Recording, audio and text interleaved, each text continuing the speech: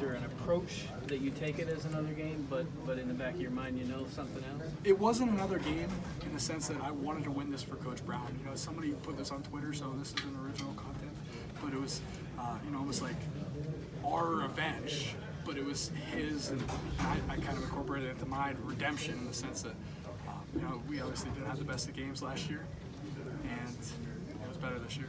So, but like I said, we view the same way we view Penn State as we did every other team, and just Penn State happened to beat us by some more points. Chase, do you sense wearing down the second half? I sense them wearing out from the first series. The first time we scored, you know, I talked about this before in interviews. Like in Notre Dame, it took us a quarter to get to that point where like the defense was feeling confident. The defense felt that confidence after the first series. You know, that's the conversations we had, and the results showed. And so it's like I was smiling on the inside, you know, after the first series. Like I said, I felt very confident. Just you know how our defense was versus their matchups and the things that I saw. Chase, after the pick six, it was 28-0 crowd, which Coach Harbaugh credited really amped it up. The celebration was starting to take place. Talk about what your emotions were at that point of the game. How that happened. Yeah, it was awesome. I talked about it. So the pick six, not even. I think the crowd was awesome all night, and I'd say it was the second loudest. You know, I personally ever felt in the Big House. You know, myself and Devin Bush, we reached out. You know, through University of Michigan, reached out and asked the fans if they could step up their game and bring it, and they did just that. So we're feeling them, they're feeling us. I think we got a great relationship rolling. I think, you know, a couple weeks ago, we first beat Wisconsin. I think the revenge tour, you know, we kind of had a bandwagon there. I think, you know, we're rolling through these last couple games and eventually into Columbus with we're like a battleship. I think everyone's trying to hop in and hop on, and you know, we got momentum. We just got to keep it rolling week by week. What was the loudest game? What was the loudest? You said the loudest was Ohio State last year. There was a point when we were on defense, and I think it was like the second or third series, where like you'll see me turn and I'm yelling that there's a check, which meant something for like the linebackers and the inside guys, and I wasn't sure if the guy next to me was able to hear it or not. It was that loud. So.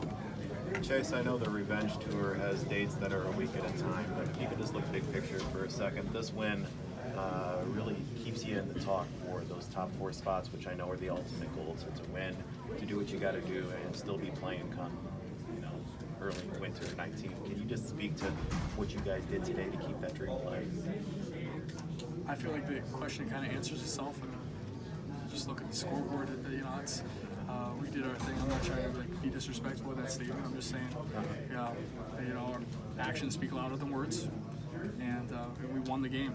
You know, they beat us handedly last year, and we're putting ourselves in the best position possible. You know, like I said, I don't know how to answer that question without being too disrespectful to Penn State. Well, Penn State alone, this keeps your dreams alive to get to that point, right? though, doesn't it? Yeah, we're not worried about keeping our dreams. We're just worried about winning games. Like it's not. I don't think it's that deep. I think we're just, like I said, just trying to win one game at a time and focus on the task at hand.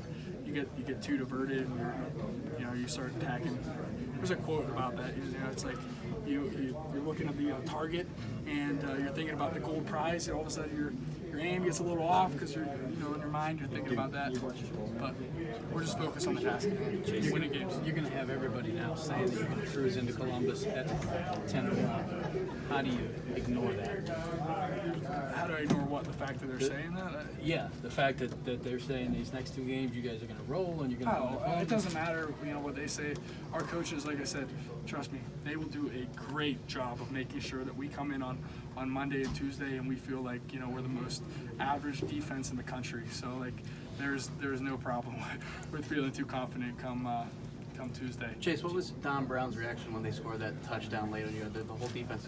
Coach Brown was he was an interesting character tonight because I expected at some point, that excited, happy, just that attitude to come out like I've seen in other games, and even after we won, you could tell I'm not a master interpreter of how people's emotions are, but I think the guy's got bigger things on his mind, and he's already shifted to next week, and he wants to keep this thing rolling. He's not getting complacent, and he's not going to let us get complacent. Chase, you talked a few weeks back before Wisconsin about going into this stretch, really proving that you guys had evolved and changed Notre Dame. What do you think you've proved over the last 3 games? I think we proved that we can win football games. At the end of the day, that's all that matters, and that's what we're doing. So the rest of everything else are up for interpretation. Whether you think we're one of the best defenses in the country, or our offense can put up points, you could just look at the evidence and make your own assumptions on that. Chase, a few weeks ago you said that we hadn't seen your best game yet. Was this that game for either you or the defensive line as a whole? No, I don't think this is the game for me yet. Like I said, for me, this game, it's tough because, in order to have that game, you got to be in a position to, in my mind at least, take some risks, on certain plays and certain, things. But for me, I just try to be as assignment sound as possible, and just do my job today. Last year, like I said, I think we focused on too much, and this year I just wanted to aim small. And miss small, it hits small. I don't know how the quote goes, but I just wanted to do my job at the end of the day. How much does having Rashawn back open up opportunities for you to do your job? Yeah, Rashawn definitely helps us. I mean, like I said, I try not to read into things. I just take things as they are. If you're blocking me with one person, great. You're blocking me with two, great. You're blocking me with the whole offensive line. That's jolly as well. It doesn't. I don't really look into that stuff as much. I don't care who's blocking me and how many people there are. Chase, how did you sense their spirit begin to break after that first series? Was that something you could feel? It wasn't, like I said, it's not their spirit being broken. It's our spirit being just, feeling unstoppable. And that's just the feeling I got, and the feeling, it was just, like I said, we got to that point, and as soon as we get to that point, we're a tough team to go back from. We're a more mature and veteran group, and we know how to get to that level of just playing our best game. So Shay said they wanted to run up the score if possible. Was that sort of the attitude? Shay's really put me on the spot on that one. Yeah, I talked about this in a different interview. I just said at the end of the day, those guys bullied us. We wanted our lunch money back. Bullied us last year. They ran the score up. There's 5 seconds left. They're laughing. It was a jolly time. And I mean this in the most respectful way possible. I'd probably do the same thing if I was a coach. There's no hate. But I knew we wanted our lunch money back. We wanted them to pay interest. And it looks like that bank's closed on Sundays, but we got some deposits to make. Chase, do you feel like this team's developing an attitude of being the bully now and enjoying that role? Yeah, I think so. I think for the first time in a long time, Michigan, faithful and the fans and the team and the organization as a whole has something that's grounded and rooted, and our trajectory is so high and so upwards. It just feels great for myself, and it's someone that identifies with that community. So, and I'm sure people that are watching this and feel the same way. Where'd that bank metaphor come from? What do you mean? The wanting to pay interest? Yeah. Does that? Like I said, I just was it was kind of in my mind this is how I'm thinking. This isn't oh hey, what do you guys think? Yeah. It was kind of we didn't want to just beat them. We want to get after them. There's just a lot of frustration that's been built up over the last couple of years with things not going the way we've wanted them. But some things are out of your control. Just focus on the now. Just a couple more for Chase. Chase, a couple. You guys did the Trace McSorley celebration, and then I think Donovan did the Saquon Barkley. I mean, are you guys not just being the bully, but you almost embrace that? I don't know. And that's the if thing the right with word. Trace. It's you can earn people's respect, and he has definitely earned my respect for everything that happened last year. I know he was struggling with somewhat of a knee injury with the knee brace. He's earned my respect. I think besides for Shea, I've said this before, but he's probably the best college playmaker in America. And I meant no disrespect. I'm just having fun, and so you get in that mood and you get in that game mode. It's, in my mind, it's almost like all bets are off. That's why I said, it's fine if you want to laugh at running the score up and have a jolly old time, because in my mind it's fair game. It's football. It is what it is. But at the same time, and I'm not going to get mad, or you can't get mad when stuff like that happens back at you. So yeah, I had some fun with it. The cameras happened to be right on me. I think I wasn't the only one that was doing that, but. Was this the most complete game that you guys have played all season long too? I don't know if it's the most complete game.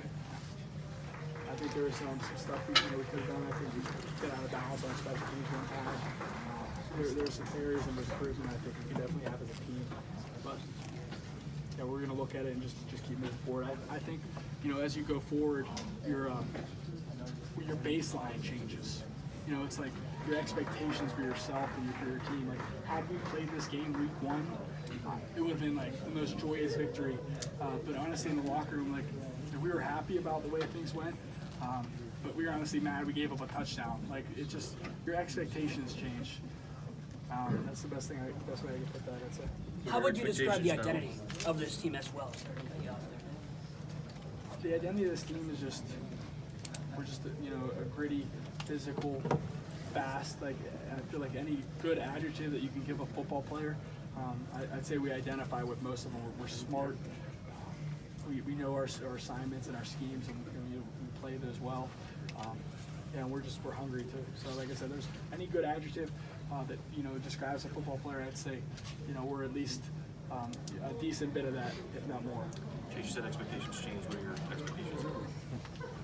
Expectations, as in it could be anything. Just the way you execute, the way you do stuff, like the way the game goes. Like it's like freshman year, Chase would have been ecstatic with the way the game went, but fifth year, or not freshman, junior year, when I started playing defensive end, and now it's like my expectations are higher. Like I'm not as happy with 2 or 1.5 or whatever they give me sacks, and I see what I could have improved on, and so like I said, we're a hungry team, and it's easy to get complacent in this game and in life. Sometimes wins can hurt you more than losses, and we're just going to make sure this one helps us, not hurts us. Does the revenge tour go on hiatus now until Ohio State? Like I said, I'm sorry I keep saying like I said, but I feel like I've done a lot of these questions a lot, so my apologies. The revenge tour for me wasn't necessarily some slogan. It was just me putting a label on the feeling, the attitude that already existed on the team. It wasn't necessarily like we got to beat these teams. The revenge tour is just the grittiness and the fire and the things that I think were missing in years previous when mixed with legit talent. Yeah, so When you guys continue to put together ridiculously good efforts like you have, compiling each week, is it realistic for this team to continue increasing its expectations now to the point where you feel like you belong, you're making statements, and that's still out there? Yeah, and that's the thing is, you feel like you belong until somebody else, comes along and proves you otherwise. And I mean, every team is going to try to do that. We're the team to beat in the Big Ten. It's not a controversial statement. I think that's a fact at this point, this year. And so we're going to get everybody's best, and we welcome that because they're going to get ours too. Okay, thank you. For you, I got you. Come on. I got one last question. Chris Weis's message to the team? You guys met Chris Weis. Yeah. He basically forwarded the message, how big of a support he had for our program, and how he's been watching us. He just rooting us on for victory. I mean, it was a good message. I'm not going to go into detail of what he said because out of respect to him, it was a private conversation with the team. But you knew him though. I mean, you knew of him, right? yeah, I knew of him. Yeah, he's I don't mean this in a bad way. He's rather infamous at the very least, around Ann Arbor. So you definitely know of him, and we're fans of him from the football team's perspective. So. Okay, thank you all. Thanks.